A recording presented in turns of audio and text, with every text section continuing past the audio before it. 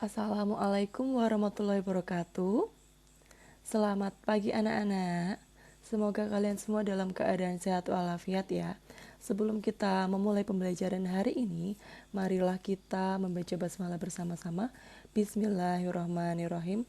Semoga pembelajaran pada pagi hari ini berjalan dengan lancar dan semoga apa yang Ustazah sampaikan itu bisa dipahami oleh kalian ya.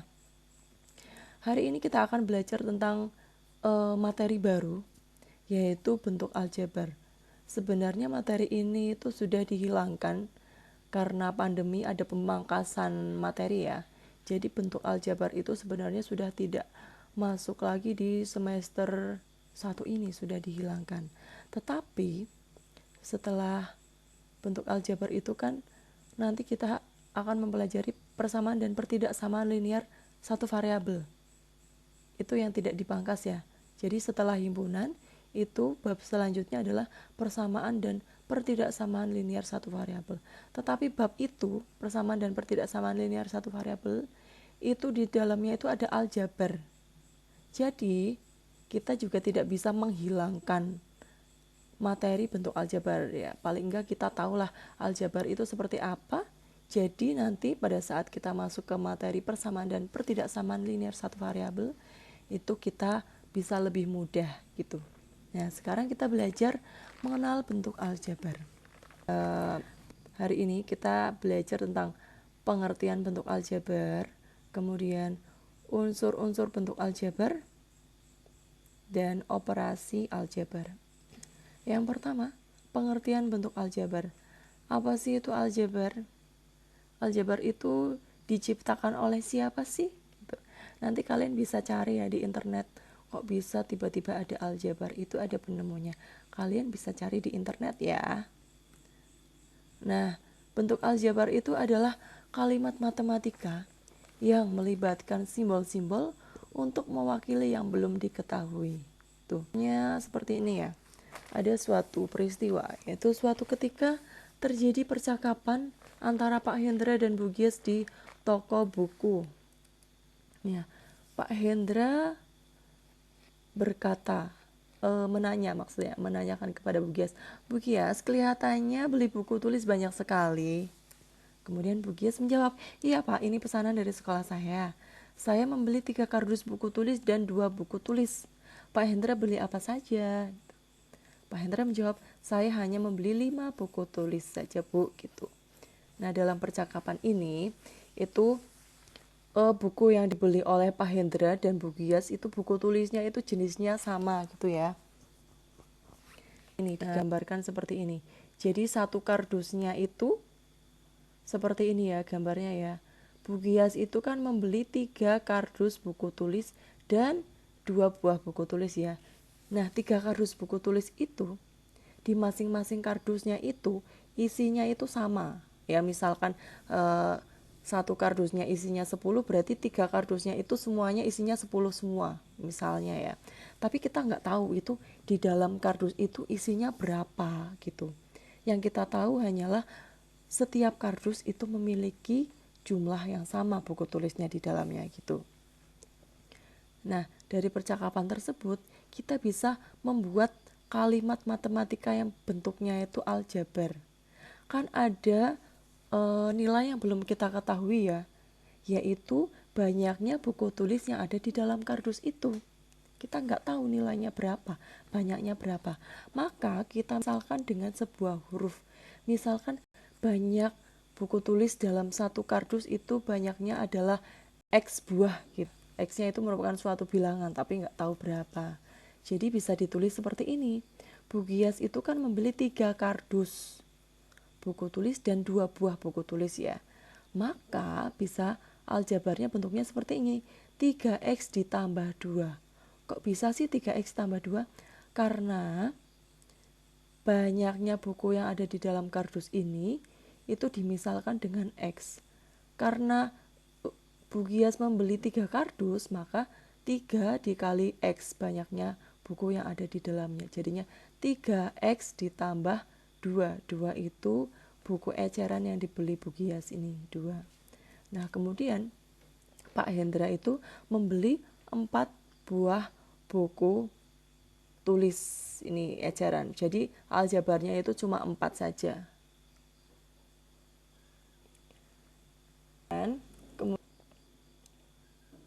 Nah, ini merupakan bentuk aljabarnya ya, 3x ditambah 2. Nah, bentuk aljabar ini nilainya, untuk mencari nilai dari bentuk aljabar itu tergantung dengan nilai variabelnya. Tadi x itu dimisalkan dengan banyaknya buku yang ada di dalam sebuah kardus itu ya. Jadi misalkan banyaknya buku yang ada di dalam kardus itu banyaknya itu 10. Berarti nanti nilai aljabarnya itu berapa? Atau buku yang dibeli oleh Usgias itu berapa? Bugias maksudnya. Ini ya.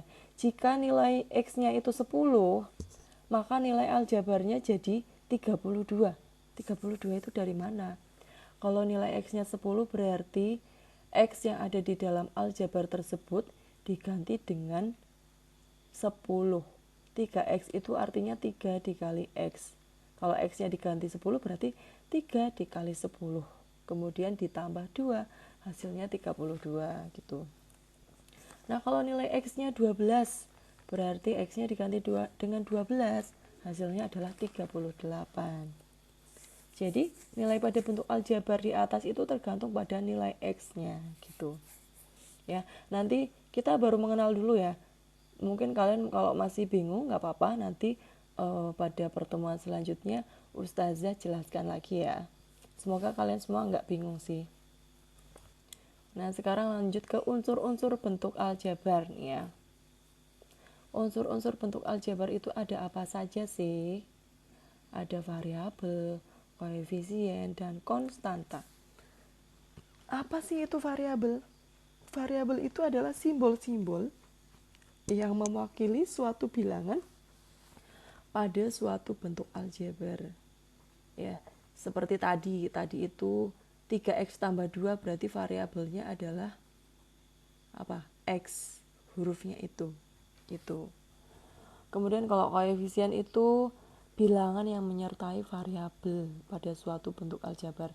Biasanya itu letaknya di depannya variabel. Kemudian yang ketiga adalah konstanta. Konstanta adalah bagian dari bentuk aljabar yang tidak memuat variabel. Jadi ada bilangan yang tidak ada variabelnya, yang tidak memuat variabel, itu namanya. Langsung ke contohnya saja. Ada bentuk aljabar 3x ditambah 2. Siapakah variabelnya? Ya, variabelnya itu adalah x, betul. Kemudian koefisien dari x, yaitu bilangan yang menyertai variabel itu, yang terletaknya di depannya variabel. Itu ada bilangan berapa? 3 ya. Jadi koefisien dari x adalah 3. Kemudian konstanta. Konstanta itu adalah bilangan yang tidak memuat variabel, yaitu 2 itu ya. Jadi konstantanya adalah 2 gitu. Terus contoh lagi, x dikurangi 2y dikurangi 5. Ini ada bentuk aljabar seperti ini. Variabelnya itu siapa ya? Ya, variabelnya itu ada 2, yaitu x dan y. Ya. Kemudian berarti koefisien dari x itu berapa? Di sini koefisien dari x adalah 1 ya. Jadi kalau ada sebuah variabel kemudian di depannya tidak ada bilangannya, itu artinya koefisiennya itu 1. Sebenarnya ada bilangan 1 di depannya tapi tidak ditulis. Kalau koefisiennya 1 itu tidak ditulis. Jadi misalkan x itu berarti koefisiennya itu 1, sama saja dengan 1x gitu. Kemudian koefisien dari y adalah negatif 2 ya. Bukan 2 ya, hati-hati ya. Kalau di depannya ada tanda pengurangan, berarti itu koefisiennya itu negatif ya. Koefisien dari y adalah negatif 2. Begitu juga dengan konstantanya. Konstantanya itu adalah negatif 5 ya, bukan 5 ya. Nah, sekarang lanjut ke suku. Apa sih itu suku? Suku adalah bagian dari bentuk aljabar berupa variabel beserta koefisiennya atau konstanta yang dipisahkan oleh operasi penjumlahan atau selisih. Nanti ada 2 jenis suku ya, yaitu Yang pertama suku sejenis, dan yang kedua adalah suku yang tidak sejenis. Suku sejenis itu adalah suku yang memiliki variabel yang sama. Contohnya ya, 3P dan negatif 2P. Itu sukunya sejenis karena variabelnya sama-sama P gitu. Terus suku yang tidak sejenis, yaitu suku yang memiliki variabel tidak sama.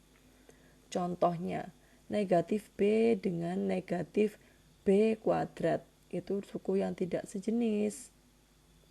Kenapa? Walaupun sama-sama B, tapi itu yang satu B, yang satu B kuadrat. Itu tidak sejenis ya. Kemudian 3A dan 3B itu juga tidak sejenis. Itu beberapa contoh ya, suku-suku yang sejenis dan tidak sejenis. Terus lanjut ke penjumlahan dan pengurangan bentuk aljabar. Penjumlahan dan pengurangan bentuk aljabar hanya dapat dilakukan pada suku-suku sejenis. Ya.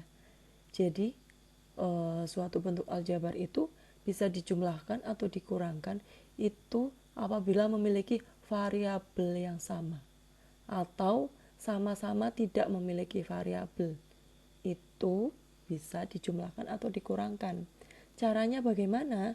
Caranya yaitu kalian jumlahkan atau kurangkan koefisien pada suku-suku sejenis tersebut. Ya, jadi yang dijumlahkan atau yang dikurangkan itu cuma koefisiennya saja. Contohnya ya, 2x ditambah 3x. Bentuk aljabar ini terdiri dari dua suku. Suku yang pertama itu 2x, suku yang kedua itu 3x.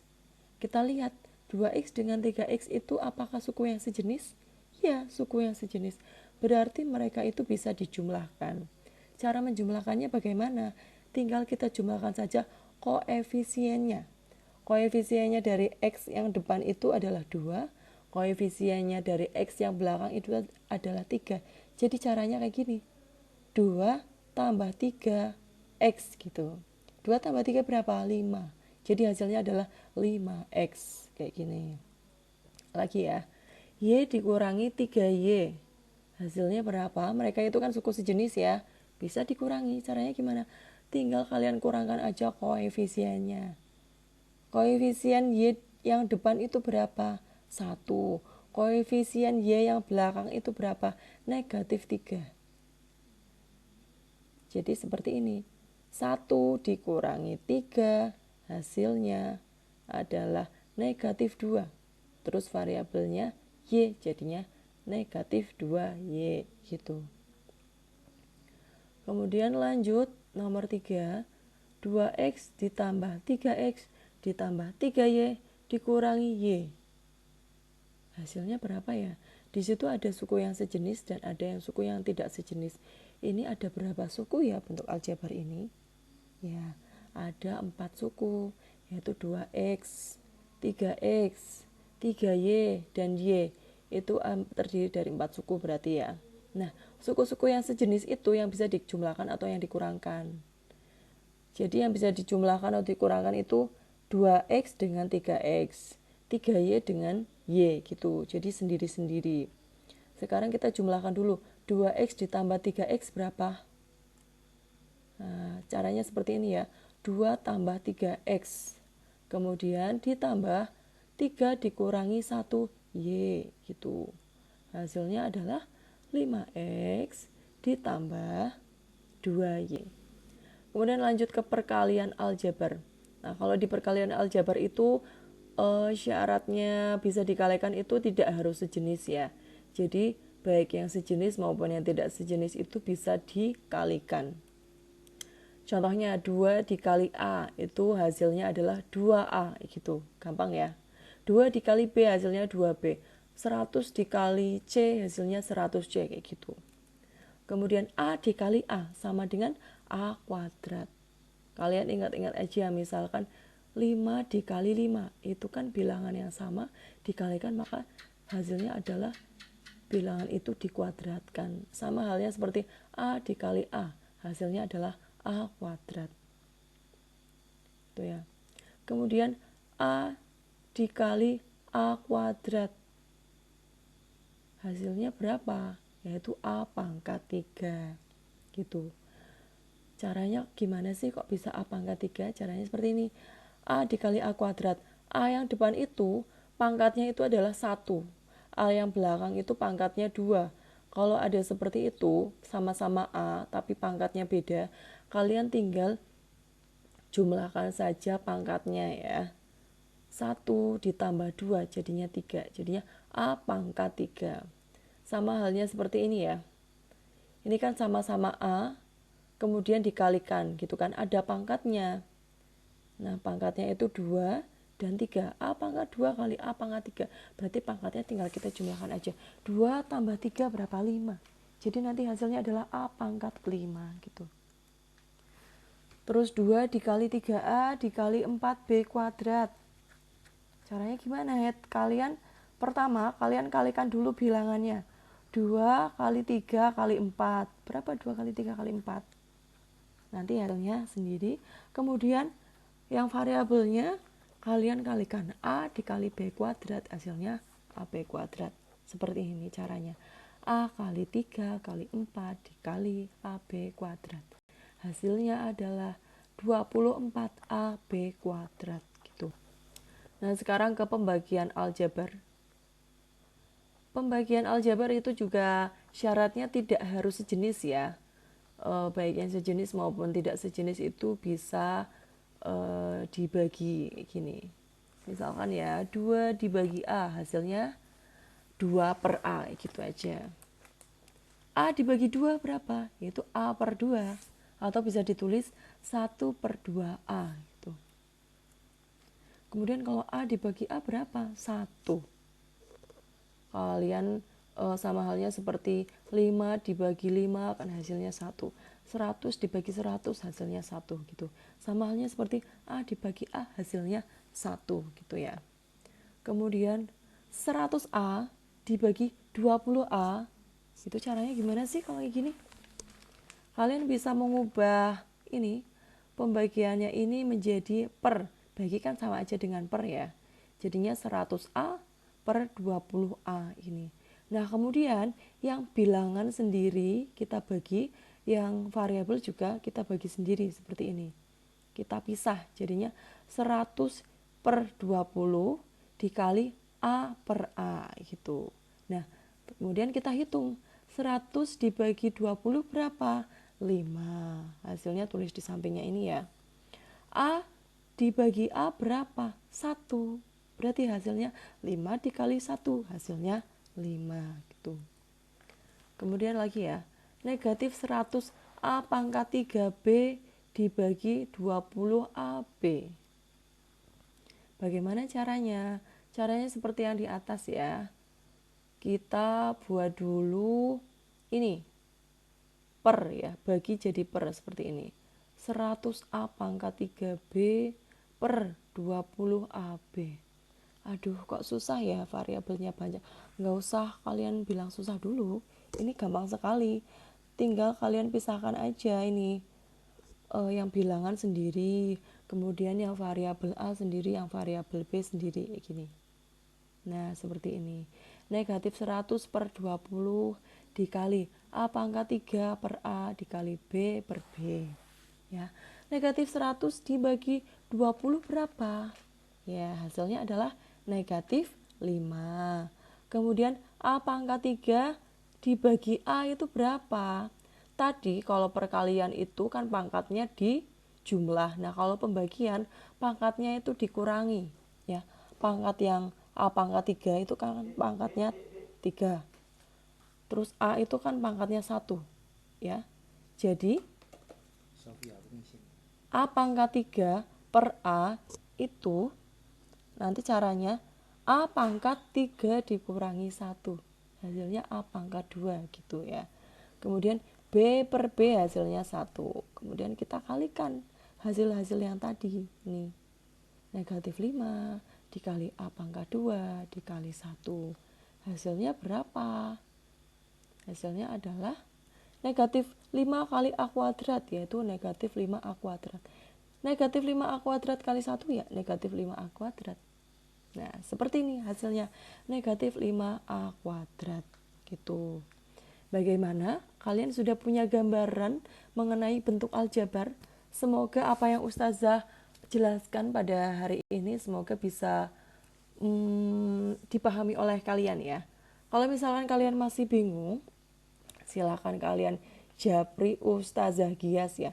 Tidak usah malu-malu, tidak usah takut untuk tanya ke Ustazah Gias. Ustazah malah senang kalau kalian tanya ke Ustazah ya. Oke, begitu saja penjelasan Ustazah hari ini. Terima kasih kalian sudah melihat video ini dengan baik. Wassalamualaikum warahmatullahi wabarakatuh.